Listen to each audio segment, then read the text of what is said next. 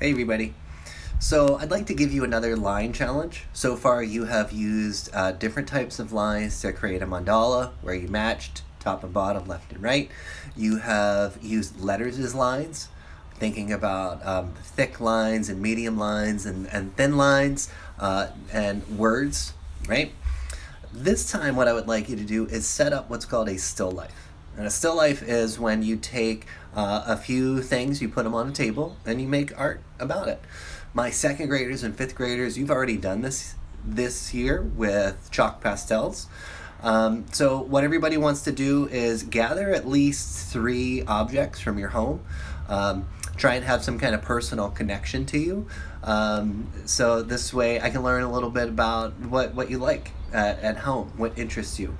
So when you set them up, try and have at least one thing in the front and the other two a little bit behind it. You want to focus on just describing the edges of the shapes with your lines. You just want to outline the shapes.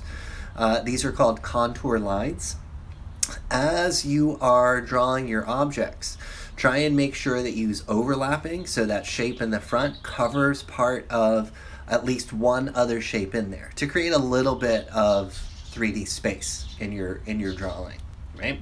So I'm going to show you a couple examples. One that uses just traditional materials, another one that uses an app called Autodesk Sketchbook, which is free for multiple devices and platforms. And after you do your still life, please make sure you share it either to Seesaw or Google Classroom. And if you want to share it to Shine Bright Zamorano too, that'd be awesome. All right, so I'm looking forward to seeing what everybody does. So check out these next few images to get a better understanding of what I'm talking about. All right. All right, so the first thing you want to do is find those objects and set them up on a table. And what you don't want to do is this. Try not to put them all lined up in a row like this from left and right. Now, this is a little better. You can see that my Atari joystick is overlapping the toilet paper. The red plastic plant is overlapped by the jar that's in it. And you can see how this one I added the little felt owl.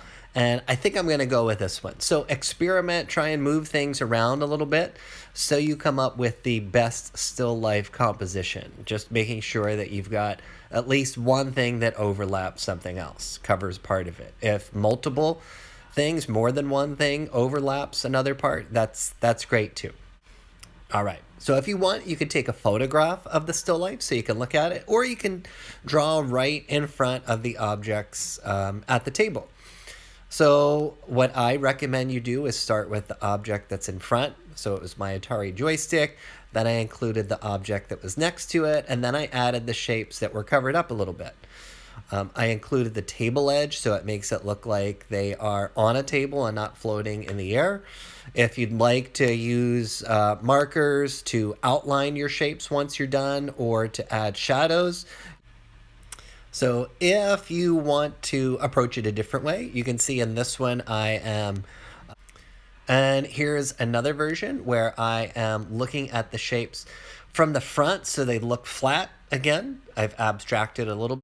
Now, if you would like to approach this challenge digitally, there's an app called Autodesk Sketchbook. I have a how-to video posted on YouTube, and I'll post it to Google Classroom that'll walk you through it. But if you would like to use this, it is free for iOS, Android, and it has a free desktop version too. And you want to do the same thing. If you're using the digital approach, you still want to draw the object in the front first, followed by the middle and the back, focusing on your outlines, making sure you overlap. And if you'd like to add a little color or finish it any way you like, that is your choice. So with this time lapse, you can see me just kind of walking through using the app, selecting a photograph to kind of draw on top of. I'm going to have that disappear at the end. It's a very easy app once you understand where the tools are, and the how-to video definitely shows you to do it. But I am starting with my objects in the front, middle, back, doing the outlines, and then I'm adding a little color to it as well with a paint bucket tool. Easy peasy.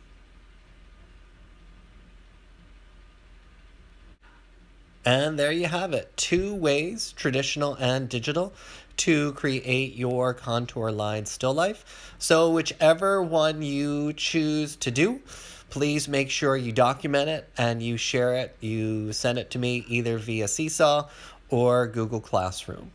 All right? So have fun with it. I can't wait to see the objects you include and your final still lives. And shine bright.